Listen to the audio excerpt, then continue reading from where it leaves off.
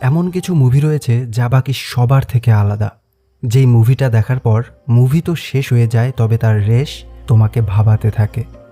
কয়েকদিন আগেই নেটফ্লিক্সে মহারাজা নামের একটি তামিল অ্যাকশন থ্রিলার ছবি মুক্তি পায়, যা ইতিমধ্যেই গুগলে মোস্ট সার্চ মুভির তালিকায় শীর্ষস্থান অধিকার করেছে।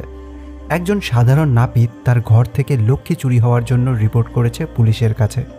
সোনা, হিরে, মুক্তো কিছুই না, চুরি হয়েছে একটা সাধারণ ডাস্টবিন।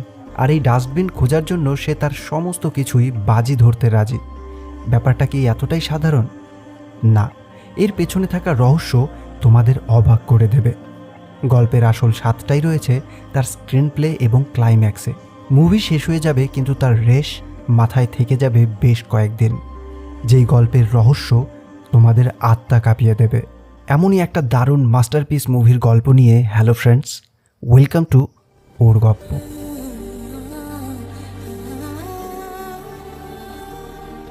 মুভির শুরু হয় গল্পের প্রধান চরিত্র মহারাজাকে দেখিয়ে। সে একটি সেলুনে নাপিতের কাজ করে। পরিবার বলতে শুধু তার স্ত্রী এবং তাদের ছোট্ট একটা মেয়ে। তাদেরকে মহারাজা প্রাণের চেয়েও বেশি ভালোবাসে। সেদিন মহারাজা তার মালিকের কাছে আগামীকালের জন্য ছুটি চেয়ে বসে, কারণ তার স্ত্রী তাকে বলেছে। তার এই কথা শুনেই মালিকের মাথা খারাপ হয়ে যায়। তাই জন্যই আজকে আগত সমস্ত কাস্টমারের কাজই তাকেই করতে বলে। পরদিন দেখা যায় রাস্তার এপারে ঘরের দরজার সামনে মহারাজের স্ত্রী আর মেয়ে বসে রয়েছে, আর ওপারে একটা পুতুলের দোকান থেকে পুতুল কিনতে গেছে মহারাজ। একের পর এক পুতুল বেছে নিয়ে রাস্তায় এসে তার স্ত্রীকে দেখায়, আর তার স্ত্রীর প্রতিটা পুতুলই অপছন্দ। এভাবেই কয়েকটা পুতুল দেখিয়ে শেষে একটা পুতুল তারা ফাইনাল করে। সেটার বিল করানোর সময়ই তার চোখে পড়ে একটা শোপিস। সেটাকে হাতে নিয়ে সে দোকানদারকে এটারও বিল বানাতে বলে। দোকানদার বলে এটাও স্ত্রীকে দেখিয়ে নাও যদি তার পছন্দ না হয়। কিন্তু মহারাজা জানে এই বাচ্চা কোলে মায়ের মূর্তি তার স্ত্রীর অবশ্যই পছন্দ হবে। আর তখনই ঘটে এক মর্মান্তিক ঘটনা। দিক হারিয়ে এক মস্ত লরি তাদের ঘরের দরজায় এসে ধাক্কা মারে। পুরো বাড়ির ছাদটাই ভেঙে পড়ে তাদের ওপর। এক পলকেই মহারাজার পুরো দুনিয়াটা যেন ভেঙে চুরমার হয়ে যায়, ঠিক যেভাবে তার হাতে থাকা শোপিসটা ভেঙে চুরমার হয়ে গেছে। সবাই সেদিকে ছুটে গেলেও মহারাজা পাথর হয়ে দাঁড়িয়ে থাকে। তার দু চোখ ভরে নেমে আসে অশ্রু, কিন্তু তবুও সে কিচ্ছুটি করতে পারে না। আজ ওপরওয়ালা তার কাছ থেকে তার পুরো দুনিয়াটাকেই কেড়ে নিয়েছে। এরপর বেশ কয়েকটা বছর কেটে যায়। আমাদের সাথে পরিচয় হয় জ্যোতির। জ্যোতি পড়াশোনায় খুব একটা ভালো না। খেলাধুলার প্রতি টান থাকায় ক্লাসের থেকে মাঠেই ওর সময়টা বেশি কাটে। এই জন্যই বাকি কোনো টিচার তাকে পছন্দ করে না, শুধুমাত্র একজন বাদে। সে হলো তার পিটি টিচার আসিফা। এখন আসিফা জ্যোতিকে 100 মিটার জোনাল কম্পিটিশনের জন্য কোচিং দিচ্ছে। খেলাধুলার পাশাপাশি আসিফা তাকে অন্যান্য সাবজেক্টও বুঝতে সাহায্য করে। স্কুল থেকে কিছুটা দূরেই এক ফাঁকা মাঠে তাদের বাড়ি। আসলে রাস্তার পাশের বাড়িতে ওই অ্যাক্সিডেন্টের পর থেকেই মহারাজা তার মেয়েকে নিয়ে এখানে থাকে। জ্যোতি হলো মহারাজারই মেয়ে। তারা দুজন ছাড়া এই বাড়িতে আরও একজন থাকে, লক্ষ্মী। ওই অ্যাক্সিডেন্টে যখন মহারাজার স্ত্রী মারা যায়, তখন ওপরে তাকে রাখা এই ডাস্টবিনটাই জ্যোতির ওপরে পড়ে গিয়ে জ্যোতিকে বাঁচিয়েছিল। তাই তাকে লক্ষ্মী বলে এই বাড়িতেই আগলে রাখা হয়েছে। লক্ষ্মীকে তারা প্রতি শুক্রবারে স্নান করায়, টিকা পরায়, আর তাকে রাখা হয়েছে মহারাজের মৃত স্ত্রীর ছবির ঠিক নিচে। মহারাজার জীবনে একটাই রুটিন, ঘরের সমস্ত কাজ সামলানো, স্কুল যাবার আগে মেয়ের জিনিসপত্র গুছিয়ে দেওয়া, আর তারপর নিজে রেডি হয়ে সেলুনে গিয়ে আবার সেলুন থেকে বাড়ি ফিরে আসা। সেলুনটা নিজের হলেও মহারাজা তার বয়স্ক কর্মচারী গোপাল বাবুর মত অনুযায়ী সমস্ত কাজ করে। প্রতি সপ্তাহে মহারাজা একদিন করে ছুটি নেয় আর মেয়েকে নিয়ে ঘুরতে যায়। বাড়িতে জ্যোতি মহারাজাকে সব কাজে শাসন করে, আর মহারাজা সেটা খুশি হয়ে মেনেও নেয়। স্ত্রীর মারা যাবার পর থেকে সে একাই জ্যোতিকে বড় করেছে, তাই জ্যোতি তার জীবন। আর যে কোনো মুহূর্তে মহারাজা জ্যোতির পাশে থাকে। এই প্রসঙ্গে জ্যোতির একটা পুরনো ঘটনা মনে পড়ে। একদিন স্কুলের প্রিন্সিপাল দোষ বিচার না করেই জ্যোতির নামে একটা ভুল অভিযোগ করে টিসি দিয়ে দিচ্ছিল। কিন্তু মহারাজা তার এক কথায় অনড় ছিল, আমার মেয়ে কিছু করেনি, আমার মেয়ে ভুল করতে পারে না। কিন্তু প্রিন্সিপাল তার কোনো কথাই শোনে না। এরপর যখন প্রমাণ হলো জ্যোতির কোনো দোষ নেই, তখন মেয়ের অপমানের জন্য সে প্রিন্সিপালকে বলে তার মেয়ের কাছে ক্ষমা চাইতে। কিন্তু প্রিন্সিপাল উল্টে তাকেই সেখান থেকে তাড়িয়ে দেয়। মহারাজা একটা পিলার ধরে দাঁড়িয়ে থাকে। সবাই তাকে টেনে হিঁচড়ে বের করতে চায়, তবে সে ওই পিলার আঁকড়ে দাঁড়িয়েই থাকে। এমনকি সেই পিলার ভেঙে পড়েই যাচ্ছিল, তবুও মেয়ের কাছে ক্ষমা না চাওয়া পর্যন্ত সে বিন্দু মাত্র সরে না। অবশেষে প্রিন্সিপাল বাধ্য হয় জ্যোতির কাছে ক্ষমা চাইতে। মেয়েকে এতটাই ভালোবাসে সে। এত বছরে কখনো জ্যোতি তার বাবাকে ছেড়ে থাকেনি। এই প্রথম 1 সপ্তাহের স্পোর্টস ক্যাম্পের জন্য সে বাইরে যাচ্ছে। তাই যাওয়ার আগে যথারীতি বাবাকে শাসন করে বুঝিয়ে দিয়ে যায় মহারাজা যেন নিজের খেয়াল রাখে, আর সাথে সে যেন লক্ষ্মীরও খেয়াল রাখে। প্রতিদিনের নিয়ম অনুযায়ী মহারাজা সেদিন সেলুন থেকে বাড়িতেই ফিরে আসে। আর তারপরই দেখা যায় তার ঘরের সমস্ত জিনিস ভেঙে চুরে পড়ে আছে মেঝেতে। আর পাশেই মহারাজা অন্ধকার ঘরের মেঝেতে জ্ঞান হারিয়ে পড়ে আছে। একটা সাপের শব্দেই তার ঘুম ভেঙে যায়। আর এরপরে একটা গ্যারেজের ঘটনা দেখানো হয়। একজন কাউন্সিলর গাড়ি সারিয়ে নিয়ে যাবার পর আবার ফিরে আসে। তার কোনো একটা দামি চশমা সেখান থেকে চুরি হয়েছে। গ্যারেজের কর্মচারীদের সে বেধড়ক মারতে থাকে। যে ছেলেটি তার গাড়ি সারিয়েছে তার নাম হলো ধনা। সেও গ্যারেজে আসে আর একইভাবে মার খায়, কিন্তু বাকিদের মতো মার খেয়ে সে চুপ করে বসে থাকে না। ওই রাতেই যখন কাউন্সিলর বারে মদ্যপান করছিল, তখন ধনা সেখানে যায়। কাউন্সিলরের চোখের সামনেই তার প্রিয় চশমাটা ভেঙে দেয়। তাকে বেধড়ক মেরে সমস্ত রাগ মিটিয়ে নেয় তার ওপর। আর অন্যদিকে মহারাজা থানায় আসে চুরির কমপ্লেন জানানোর জন্য। পুলিশকে সে সমস্ত কিছু জানায়। সেই রাতে 10টা নাগাদ সে সেলুন থেকে বেরিয়ে বাড়িতে আসে। চাবি খুলে ঘরে ঢুকে ব্যাগ রেখেই সে বুঝতে পারে 3 জন মুখোশধারী চোর সেখানে উপস্থিত ছিল।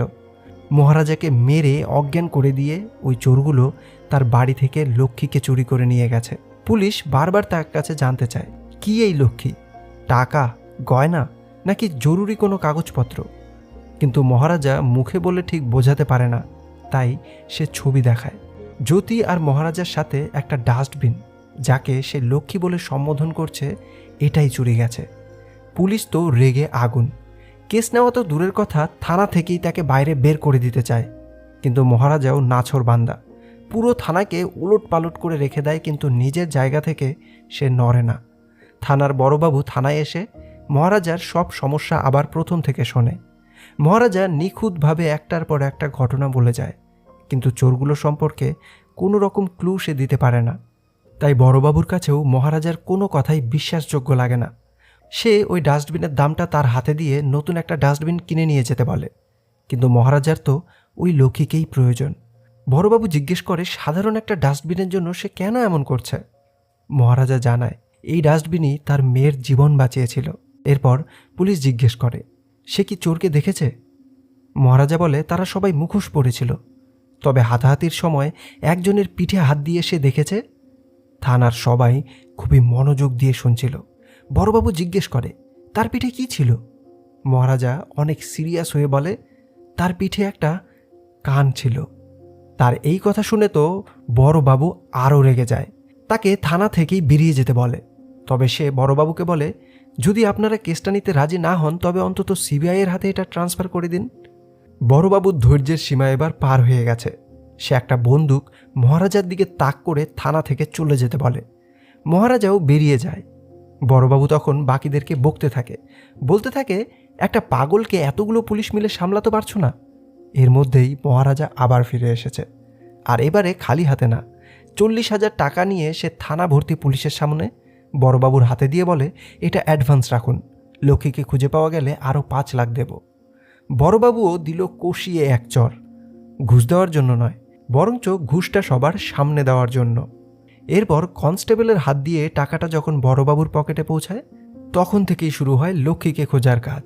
মহারাজার বাড়ি, আশেপাশের লোকজন, তার সেলুন, সব জায়গায় খোঁজ খবর শুরু হয়ে যায়। এদিকে মহারাজা মেয়ের ক্যাম্প থেকে পাঠানো ভিডিও দেখতে থাকে, যেখানে তার মেয়ে লক্ষ্মীরই খোঁজ করছে। আর মহারাজা তার মেয়ের ফোনের কোনো জবাব সে দিতে পারছে না। বড়বাবু বা সাব ইন্সপেক্টর এরা কেউই এখনও বিশ্বাস করতে রাজি নয় যে সামান্য ডাস্টবিনের জন্য এই লোকটা এতটা খরচ করতে রাজি হচ্ছে।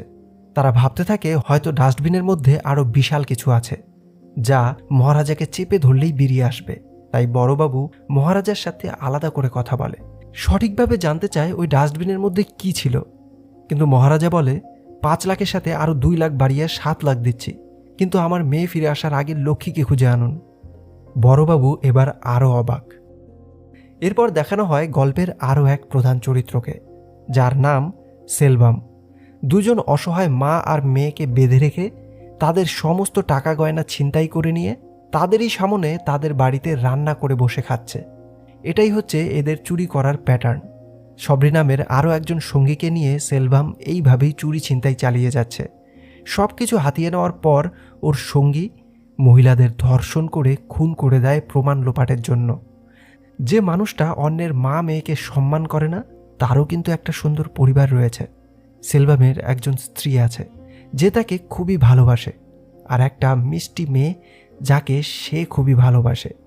ওই বাড়ি থেকে চুরি করে ফেরার সময় একটা শোপিস তুলে এনেছিল তার মেয়ের জন্য, কিন্তু মেয়ের পছন্দ না হয় সেটাকে সে ডাস্টবিনে ফেলে দেয়।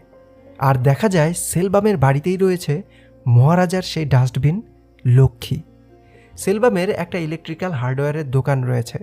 এই ব্যবসাকে সামনে রেখে পেছনে সে এসব দুর্নীতি চালিয়ে যায়। এদিকে লক্ষ্মীর খোঁজ পাবার আশায় মহারাজা বাড়ি যাওয়াই বন্ধ করে দিয়েছে।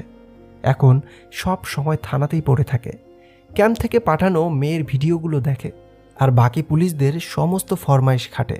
তাকে এভাবে কষ্ট পেতে দেখে একজন কনস্টেবল বলে, তুমি কেন তাদের পেছনে এত টাকা খরচ করছো? তারা তোমায় বোকা বানাচ্ছে। তোমার জিনিস তো খুঁজে পাওয়া যাবেই না, বরঞ্চ তোমার সমস্ত টাকাই শেষ হয়ে যাবে। আসলে পুলিশ সত্যিই তার লক্ষ্মীর খোঁজ করছে না, বরং তারা এমন দোকানের খোঁজ করছে যেখানে লক্ষ্মীর একটা রেপ্লিকা বানিয়ে ফেলা যাবে। মানে একবারে হুবহু লক্ষ্মীর মতো দেখতে কোনো একটা ডাস্টবিন, যেটা তারা মহারাজার হাতে তুলে দিয়ে তার টাকাটা হাতিয়ে নেওয়ার ধান্দায় রয়েছে। খুঁজতে খুঁজতেই সাব ইন্সপেক্টর এমন একটা দোকানে গিয়ে পৌঁছায় যেখানে তার এক পূর্ব পরিচিতির সাথে দেখা হয়ে যায়। এই লোকটির নাম নাল্লা শিবম। লক্ষ্মীর ছবি দেখিয়ে নাল্লা শিবমকেই দায়িত্ব দেওয়া হয় লক্ষ্মীর একটা রেপ্লিকা তৈরি করার। যেখানে লক্ষ্মীকে নিয়ে এত দুর্নীতি চলছে, সেখানে মহারাজা লক্ষ্মীর অপেক্ষায় থানায় বসে বসে সবার দুর্ব্যবহার আর ঠাট্টার পাত্র হচ্ছে। এমন সময়ে একজন ব্যক্তি থানায় আসে একটা মিসিং ডায়েরি লেখাতে। সে আসলে ওই ধনা নামের কর্মচারীর মিসিং রিপোর্ট লেখাতে এসেছে। মহারাজার পাশে এসে বসলে তার হাতে থাকা ছবিটা মহারাজার চোখে পড়ে। সাথে সাথেই আমাদের দেখানো হয় চুরির রাতের ঘটনা। সাপের শব্দে চোখ খুলে মহারাজার নজরে পড়ে একটা কার রিপেয়ারিংয়ের স্লিপ। সেই গাড়ির নম্বরের সূত্র ধরেই সে পৌঁছে যায় ওই বারে যেখানে কাউন্সিলররা বসে মদ্যপান করছিল। কিন্তু কাউন্সিলরের সাথে কথা বলেও সে কোনো হেল্প পায় না। আর তারপরেই সেদিন সেখানে এসেছিল ধনা। এসে সে কাউন্সিলরের চশমাটা ভেঙে দিয়ে তাকে বেধড়ক মারে। সেখান থেকেই মহারাজা ধনার পিছু নেয় আর গিয়ে পৌঁছায় তাদের ডেরায়। এতক্ষণ পর্যন্ত আমরা মহারাজাকে খুব শান্ত একজন সাধারণ মানুষ হিসেবে দেখে এসেছি, কিন্তু এখন তার যে রূপটা আমরা দেখতে চলেছি তা সম্পূর্ণ কল্পনার বাইরে। মহারাজাকে দেখেই ধনা বলতে শুরু করে, সেদিন বাড়িতে মেরে দিয়ে আসলেই ভালো হতো তোমায়। ধনার লোকজন মহারাজাকে ধরে থাকে আর ধনা একটা দা নিয়ে আসে তার হাতটা কেটে ফেলার জন্য, কিন্তু সেই মুহূর্তেই মহারাজা ওই লোকের হাতটা টেনে ধরে, আর যার ফলে ওই লোকের হাতটাই কেটে 2 টুকরো হয়ে যায়। মহারাজা একাই সবাইকে বেধড়ক মারতে থাকে আর ধনাকেও সে সঠিক শিক্ষা দেয়। সে জানতে চায় ধনা ছাড়াও বাকি যে 2জন তাদের বাড়িতে ঢুকেছিল তারা কে। ধনা জানতো সে যদি নামগুলো বলেও দেয় তবুও সে মরবে, আর নাম না বললেও সে মরবে। তাই সরাসরি নাম না বলে সে শুধু বলে তাদের মধ্যে একজন পুলিশ স্টেশনেই রয়েছে, আর সেখান থেকে পালিয়ে যাওয়ার চেষ্টা করে। কিন্তু আজ মহারাজার হাত থেকে তার মুক্তি নেই। দায়ের এক কোপে ধনার দেহ থেকে শির আলাদা করে দেয় মহারাজ। সেখানেই দাঁড়িয়ে সে কথা দেয় পুলিশ স্টেশন থেকে ওই দলের আরেকজনকে খুঁজে নিয়ে তারও ঠিক একই অবস্থা করবে। আর এই কারণেই সে সারা দিন রাত থানাতেই পড়ে থাকে। বাহানা করে প্রতিটা পুলিশের পিঠে হাত দিয়ে চেক করছে কারো পিঠে সেই কানের মতো কিছু আছে কিনা। আর এখান থেকে স্পষ্টই বোঝা যায় মহারাজার শুধু ওই ডাস্টবিনটাই হারায়নি, ওই ডাস্টবিনের সাথে জড়িত এমন তো কিছু রয়েছে যার জন্য মহারাজা একটা মানুষের জীবন নিতেও দ্বিধাবোধ করেনি। এদিকে ধনার নিখোঁজ হওয়ার জন্য পুলিশ কাউন্সিলরকেও ডেকে পাঠায়, কারণ তার সাথেই শেষবার ধনার খুব ঝামেলা হয়েছিল। তবে কাউন্সিলরের কাছ থেকে তারা জানতে পারে সেই দিন রাতে আরও একজন লোকও ধনার খোঁজ করছিল, বারবার মনে করার চেষ্টা করে অনেক কষ্টে তার নাম মনে পড়ে, তবে সেটাও ভুল। অপরদিকে পুলিশ খুঁজতে খুঁজতে একজন পাকাপোক্ত লোকের কাছে যায়, যে একেবারে লক্ষ্মীর মতো হুবহু আর একটা ডাস্টবিন তৈরি করে দেয়। আর অপরদিকে মহারাজা থানার লিস্ট থেকে একটা একটা পুলিশকে চেক করে তাদের নাম কাটতে থাকে। অন্যদিকে দেখানো হয় সেলভামকে, তার মেয়ের পিঠ আগুনে পুড়ে গেছে আর সে মেয়ের পিঠে মলম লাগিয়ে দিচ্ছে। যে লোকটা অন্যের সংসার তছনছ করে দিচ্ছে, সে নিজের সংসারের প্রতি কতটা দায়বদ্ধ। সে মেয়ের সমস্ত রকম চাহিদা পূরণ করতে চায়, তার জন্য সে সব কিছু করতে রাজি আছে। দুদিন পর সেলভামের মেয়ের জন্মদিন, তাই মেয়ের জন্য সে একটা সোনার চেন কিনতে এসেছে, কিন্তু তার পছন্দ হয় একটা রেড ডায়মন্ডের হার। তার স্ত্রী বারবার মানা করে এত দামি উপহার না কেনার জন্য, তবে সেলভাম তার মেয়ের পছন্দ করার জিনিসটাই অর্ডার দেয়। রাতে তার স্ত্রী বলে এত টাকা খরচ করার কি দরকার ছিল। তখন সেলভাম বলে সে তার মেয়েকে কতটা ভালোবাসে আর তার মেয়ের জন্য সে সব কিছু করবে। মেয়ের পছন্দের প্রতিটা শখ সে পূরণ করবে, তাতে যত টাকাই লাগুক, যত পরিশ্রমী করতে হোক সে করবে। এতটাই ভালোবাসে সে তার মেয়েকে। জন্মদিনের দিন সকালবেলা সোনার দোকান থেকে চেনটা নেওয়ার পরে স্ত্রীর কথা অনুযায়ী দাড়ি ট্রিম করবে বলে সেলভাম মহারাজার সেলুনে যায়। দাড়ি কাটতে কাটতে ট্রিমারের ব্যাটারি শেষ হয়ে যাওয়ায় মহারাজা ব্যাটারি আনতে চলে যায়। আর এই ফাঁকা সময়েই সবরি তাকে ফোন করে, তাদের দুষ্কর্মের ব্যাপারে পেপারে লেখা একটা আর্টিকেলের কথা জানায়। সেলুনে কেউ ছিল না জন্যই সেলভাম নিশ্চিন্ত হয়ে তার সাথে কথা বলছিল। খবরের কাগজে আর্টিকেলটা দেখে সবরির সাথে সে তাদের কর্মকাণ্ড নিয়ে আলোচনা করছিল, কিন্তু ফোন রাখার পরেই সে দেখতে পায় পেছনে মহারাজা দাঁড়িয়ে আছে। এরপর থেকেই তার মনে একটা সন্দেহের বাসা বাঁধে, হয়তো মহারাজা তার সব কথা পেছন থেকে শুনেছে। ওই সন্দেহ নিয়েই সেলভাম বাড়িতে চলে যায় আর সমস্ত কথা সবরিকে জানায়। তারা দুজন মিলে প্ল্যান করে যে মহারাজাকে তারা তাদের রাস্তা থেকে সরিয়ে দেবে। তখনই সেলভামের স্ত্রী তার মেয়ের জন্য করে আনা চেনটা পরাতে চায়, কিন্তু কোথাও সেটা খুঁজে পায় না, কারণ সেলভাম ওটাকে ফেলে এসেছে মহারাজার সেলুনে। অন্যদিকে দেখানো হয় মহারাজা ওই চেনটাকে ফেরত দেওয়ার জন্য সেলভামের বাড়ির দিকে আসে। সে যখন সেলভামের বাড়িতে ঢুকতেই যাবে, তখনই ঠিক তার পেছন দিয়ে আসে অনেকগুলো পুলিশ। বাইরে থেকে সেলভাম মহারাজাকে দেখে আর তার পেছনে এতগুলো পুলিশ আসতে দেখে সবরিকে বলতে থাকে মহারাজাই পুলিশকে এনেছে তাকে ধরিয়ে দেওয়ার জন্য। সবরি ভয় পেয়ে গিয়ে তাদের বন্দুক বের করে পুলিশের দিকে তাক করে, আর এতেই পুলিশের গুলিতে সবরির মৃত্যু হয়। আর সাথে সাথেই তারা সেলভামকেও অ্যারেস্ট করে নেয়। তাকে অ্যারেস্ট করার জন্য সেলভাম মহারাজাকেই দায়ী বলে মনে করে। এখানে একটা কনফিউশন হচ্ছে, তাই না? মহারাজা এতটা ইয়াং কেন লাগছে? আসলে এতক্ষণ ধরে সেলভামের যে গল্পগুলো দেখানো হয়েছে তার সব কিছুই ঘটেছে অতীতে। মুভির শুরুতে মহারাজার যে গল্পটা দেখানো হয়েছে ওই সময়। এরপর আবার গল্প বর্তমানে ফিরে আসে। পুলিশ মহারাজাকে জানায় তার লক্ষ্মীকে খুঁজে পাওয়া গেছে, তাই বাকি টাকাটা তাদের হাতে তুলে দিতে। এদিকে জ্যোতিও ফিরে আসছে। বাসে উঠে সে তার বাবাকে কল করে বলে তার জন্য এই হুবহু একটা লাল জুতো কিনে রাখতে, কারণ আগের জুতোটা তার খারাপ হয়ে গেছে। আসলে ওই জুতোটা জ্যোতি তার এক বন্ধুকে দিয়ে সাহায্য করেছে। এদিকে নতুন করে ডাস্টবিন বানিয়ে তাকে আবার সেই একদম পুরনো ডাস্টবিনের মতো করে পাল্টে দিয়ে লক্ষ্মীর রেপ্লিকা তৈরি করা হয়। কিন্তু চিন্তার বিষয় হলো চুরি যে করেছে সেই দোষ স্বীকার করার মতো চোরের খোঁজ পাওয়া যাচ্ছে না। বড়বাবু যে কটা চোরকে ফোন করেছে তারা কেউই সামান্য এই ডাস্টবিন চুরির দোষ নিতে রাজি নয়। তাই বড়বাবু সাব ইন্সপেক্টরকে পরের দিন সকালের মধ্যেই যে কোনো একটা লোককে খুঁজে আনতে বলে আর জানায় তার বিনিময়ে 50,000 টাকা দেবে। তখন নাল্লা শিবম বলে 50,000 টাকা যদি পাওয়া যায় তবে বাইরে আর খোঁজ করার কি দরকার, সে নিজেই এই কাজ করবে। আর নাল্লা শিবম যাতে পুরো ঘটনাটা ভালোভাবে বুঝতে পারে এই জন্যই বড়বাবু থানায় ফোন করিয়ে মহারাজাকে তার গল্পটা আবার প্রথম থেকে বলতে বলে। কিছুটা জলপান করে নিয়ে মহারাজা আবার তার গল্প শুরু করে। মহারাজা নিজের পরিচয় দিয়ে সেই রাতের বর্ণনা দেওয়া শুরু করে, কিন্তু এবার তার বর্ণনার সাথে সাথেই আমরা ঘটনায় অন্য কিছু দেখতে পাই। বাড়িতে এসে তালা খুলে ঘরে ঢুকে ব্যাগ রেখে ঘরে গিয়ে চেঞ্জ তো করতে শুরু করে, তবে সেটা মহারাজা নয়, জ্যোতি ছিল। তখনই হঠাৎ পেছন থেকে একজন এসে তার মুখটাকে চেপে ধরে, আর যে তার চোখটা চেপে ধরেছিল সেই ছিল নাল্লা শিবম। নাল্লা শিবম আর ধনা তার চোখটা বেঁধে দেয়।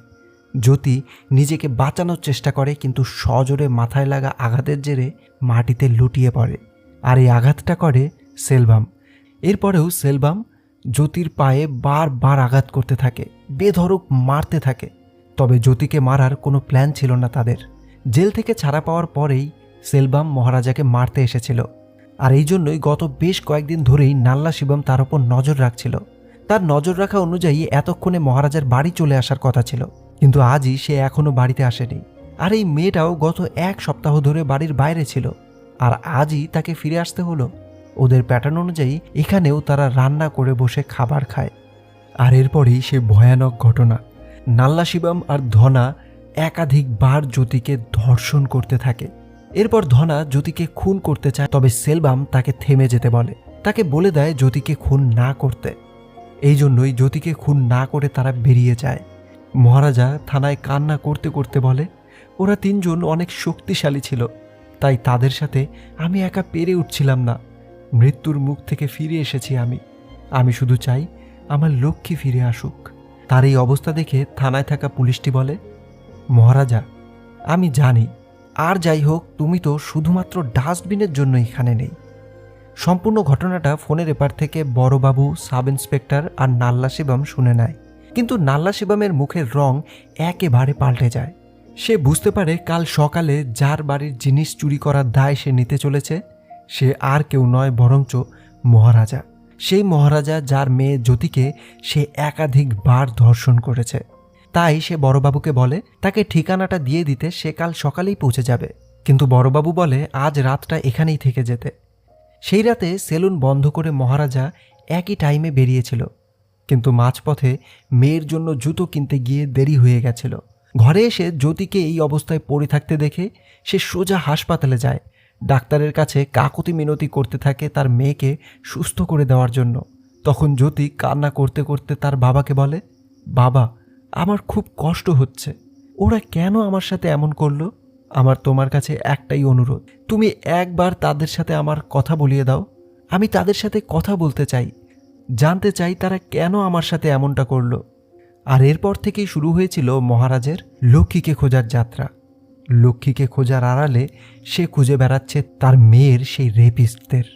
পরের দিন বড়বাবু এবং সাব ইন্সপেক্টর নাল্লা শিবমকে নিয়ে মহারাজার বাড়িতে আসে, আর নাল্লা শিবমকে বলে সেই রাতে যা যা করেছে সমস্ত কিছু বর্ণনা করতে। নাল্লা শিবমের বর্ণনার ধরনে মহারাজা বুঝতে পারে এই সেই ব্যক্তি। আর ওর পিঠে থাকা টিউমারের মতো অংশটা দেখে মহারাজ একেবারে নিশ্চিত হয়ে যায়। বড়বাবু মহারাজাকে জিজ্ঞেস করে এখন তারা এই চোরের সাথে কি করবে। মহারাজা বলে তাকে মাফ করে দিন, ছেড়ে দিন। তখন বড়বাবু বলে তুমি তাকে এভাবেই ছেড়ে দেবে? তার কোনো শাস্তি নেই, এভাবে তো তাকে ছাড়া যাবে না। মহারাজা বড়বাবুকে বারবার বলতে থাকে না না, তাকে ক্ষমা করে ছেড়ে দিন। কিন্তু বড়বাবু বলে তুমি তাকে কি করে ক্ষমা করতে পারো? তোমার ঘরের লক্ষ্মীকে সে চুরি করেছে, তারপরেও তুমি ক্ষমা করে দেবে? মহারাজা বলে হ্যাঁ, ক্ষমা করে দিন। বড়বাবু এরপর চিৎকার করে বলে যদি এ তোমার মেয়েকে ধর্ষণ করতো তবুও তাকে ছেড়ে দিতে? বড়বাবুর মুখে এই কথা শুনে মহারাজা একদম চমকে যায়, থমকে দাঁড়িয়ে যায়। কেন হঠাৎ সে এমন কথা বলছে? আসলে তদন্ত করতে করতেই তারা ওই হাসপাতালে গিয়ে পৌঁছায় যেখানে জ্যোতি ভর্তি রয়েছে, আর সেখান থেকেই তারা সমস্ত ঘটনা জানতে পারে।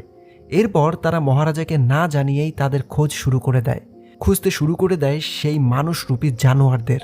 তারা এটাও খোঁজ পেয়েছে যে নাল্লা শিবম, ধনা, তার সাথে সেলভাম জড়িত ছিল এমন জঘন্য অপরাধে।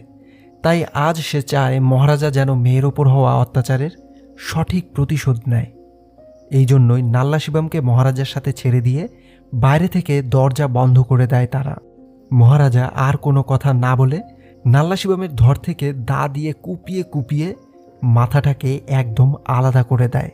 এভাবেই সে তার মেয়ের ওপর হওয়া অত্যাচারের প্রতিশোধ নেয়। এরপর তারা চলে যায় সেলভামের কাজের সাইটে। মাঝপথে আসা সবাইকে এক এক করে মারতে মারতে মহারাজা যখন সেলভামকে দেখল, প্রথমত সে একদম হতবাক হয়ে গেছিল। তাই মহারাজা সেলভামের একটা আঘাতেরও জবাব দিতে পারছিল না। সেলভামের কাছে তার পরিবার, তার জীবন সব নষ্ট হওয়ার একমাত্র কারণ ছিল মহারাজা, যেখানে তার কোনো দোষই ছিল না। সে বলতে থাকে তোমার জন্য আমি আমার পরিবার হারিয়েছি, আমি আমার মেয়েকে হারিয়েছি, আমার জীবনের এতগুলো বছর আমি জেলে কাটিয়েছি। আর জেলে কাটানোর সময় প্রত্যেক দিন ভেবেছি আমি বেরিয়ে তোমাকে কি করে মারব, এই বলে সে মহারাজাকে বেধড়ক মারতে থাকে। কিন্তু এবার মহারাজা আর চুপ করে থাকে না। সে সেলভামকে প্রচুর মারতে থাকে। মারতে মারতে তার এমন অবস্থা করে ফেলে যাতে তার হাঁটারও ক্ষমতা থাকে না। তখন সেলভাম হাসতে হাসতে বলে, যে বেদনা আমি তোমাকে দিয়েছি সারা জীবন তোমাকে কুড়ে কুড়ে খাবে। মেয়ের মুখ দেখলেই তোমার মনে পড়ে যাবে তার সাথে আমরা কি করেছি। তখনই আসিফা ম্যামের সাথে জ্যোতি সেখানে আসে। মহারাজা বারবার বাধা দিলেও জ্যোতি অনুরোধ করে কিছুক্ষণ সেলভামের সাথে কথা বলার জন্য। জ্যোতি এসে সেলভামের সামনে বসে। সে সেলভামকে দেখে হাসতে থাকে আর বলতে থাকে, কেন করলে তুমি এটা আমার সাথে? তুমি কি ভেবেছ তুমি আমার জীবন নষ্ট করে দিয়েছ? আমি আমার জীবনটা শেষ করে দেব? ভুল। আমি কখনোই তোমার কাছে হেরে যাব না। আমি আমার এই অবস্থা থেকে একদিন বেরিয়ে আসব। তোমার যদি আমার মতো কোনো মেয়ে থাকে তাকে জিজ্ঞেস করো, তোমার মতো কত লোকের সম্মুখীন রোজ হতে হয় আমাদের। এরপর জ্যোতি একটা গয়নার পুটলি সেলভামের দিকে ছুঁড়ে দেয় আর বলে, এটার জন্যই এসেছিলে আমাদের বাড়িতে, তাই না? এরপর মহারাজা জ্যোতিকে নিয়ে সেখান থেকে বেরিয়ে যেতে চায়। তখনই সেলভামের নজরে পড়ে পুটলিতে থাকা সেই চেনটা, যেটা সে নিজের মেয়ের জন্য কিনেছিল। আর সে খেয়াল করে জ্যোতির কাঁধের কাছে থাকা সেই দাগটা, যেখানে ছোটবেলায় তার মেয়েও গভীর চোট পেয়েছিল। আসলে সেলভামের অ্যারেস্ট হওয়ার পরে মহারাজা তার স্ত্রীকে নিয়ে দুবার সেলভামের পুরনো বাড়িতে গেছিল, কিন্তু সেখানে কাউকেই পায়নি। অবশেষে এখানকার ঠিকানা পেয়ে এখানে এসেছে ওই চেনটা ফেরত দিতে, যেটা সেলভাম সেলুনে ফেলে এসেছিল। কিন্তু সেলভামের স্ত্রী সেটা নিতে চায় না, কারণ এটা অসৎ পথে উপার্জন করা। এটার পেছনে কত পরিবারের রক্ত বইয়েছে সে, তাই সে এই চেনটা তাদের কাছ থেকে নিতে পারে না। তখনই মহারাজার স্ত্রী রাস্তার ওপারে থাকা পুতুলের দোকান থেকে সেলভামের মেয়ের জন্য পুতুল কিনে আনতে বলে। আর সেই সময়ই ঘটে যায় সেই দুর্ঘটনা। অ্যাক্সিডেন্টে সবাই মারা গেছিল, মহারাজার স্ত্রী, তার সন্তান এবং সেলভামের স্ত্রী। শুধুমাত্র ওই ডাস্টবিনটা চাপা পড়ে বেঁচে গেছিল সেলভামের মেয়ে। নিজের পুরো পরিবারকে হারিয়ে তাকেই নিজের মেয়ের মতো করে গত 15 বছর ধরে মানুষ করেছে মহারাজা। সেলভাম যেই মুহূর্তে বুঝতে পারে সে অন্যের ক্ষতি করতে গিয়ে নিজের মেয়েরই কতটা ক্ষতি করেছে, তখন তার অনুশোচনার শেষ থাকে না। সে তার মেয়েকে ডাকতে থাকে, চিৎকার করে বলতে থাকে একবার তার কাছে আসতে। কিন্তু মহারাজা জ্যোতিকে নিয়ে সোজা বেরিয়ে যায়। তাকে গাড়িতে যেতে বলে সে আবার সেলভামের কাছে আসে। সেলভাম তাকে একবার জ্যোতিকে ডেকে আনতে বলে। সে বলে সে শুধু একবার তার সাথে কথা বলবে, তাকে দেখবে। সে এটাও বলবে না যে জ্যোতি তার মেয়ে। কিন্তু মহারাজা বলে, জ্যোতি তোমার মেয়ে নয়, সে শুধু আমার মেয়ে। এই বলেই সে সোজা বেরিয়ে যায়। সেলভাম কান্নায় ফেটে পড়ে, মহারাজার পায়ে ধরে ভিক্ষা চায় শুধু একবার তার মেয়েকে দেখার জন্য। কিন্তু মহারাজা তার কোনো কথা না শুনে বেরিয়ে যায়। মেয়ের যে 2 পা সেলভাম মাথায় করে রাখত, নিজের হাতেই সেই পায়ে সে আঘাত করেছে। যেই মেয়েকে সে প্রাণের চেয়েও বেশি ভালোবাসত, যেই মেয়ের প্রতিটি শখ সে পূরণ করতে চেয়েছিল, সেই মেয়েকে সে নিজেরই বন্ধুদের দিয়ে রেপ করিয়েছে। আজ সে বুঝতে পেরেছে এতদিন সে কতটা পৈশাচিক কাজকর্ম করে এসেছে। সে কত মা মেয়ের জীবনই নষ্ট করেছে, আর আজ সে তার কুকর্মের ফল পেয়েছে। সে তার মেয়েকে একবার দেখতেও পারছে না। তাকে কাছে পেয়েও সে তার সাথে কত বড় অন্যায় করেছে, তার কোনো অনুশোচনার শেষ থাকে না। আকাশের দিকে চেয়ে চিৎকার করে কাঁদতে থাকে। তার বুক ফেটে যাচ্ছে, সে নিজেকে ক্ষমা করতে পারছে না। নিজের উপর ঘৃণা সে সহ্য করতে পারছে না। তাই সেলভাম নিজেই বহুতল বিল্ডিং থেকে ঝাঁপ দিয়ে পড়ে মারা যায়। তার মাথার পাশে এসে পড়ে মেয়ের জন্য কেনা সেই চেনটা, আর তার রক্তে রঙিন হয়ে যায় জ্যোতির পায়ের ছাপ। এখানেই এই গল্পের শেষ হয়। ট্রাস্ট মি, এই গল্পটা দেখার পর আমি 1 ঘন্টা শুধু মেরে বসেছিলাম এটাকে প্রসেস করার জন্য। এই মুভিতে অনুরাগ কাশ্যপের ক্লাইম্যাক্সের সিন জাস্ট অসাধারণ। তো ফ্রেন্ডস, এই ছিল এই মাস্টারপিস মুভির গল্প। গল্পটি কেমন লাগলো তা অবশ্যই জানিও। ভালো লাগলে লাইক করে দিও। দেখা হবে পরের গল্পে। Till then, keep loving, by.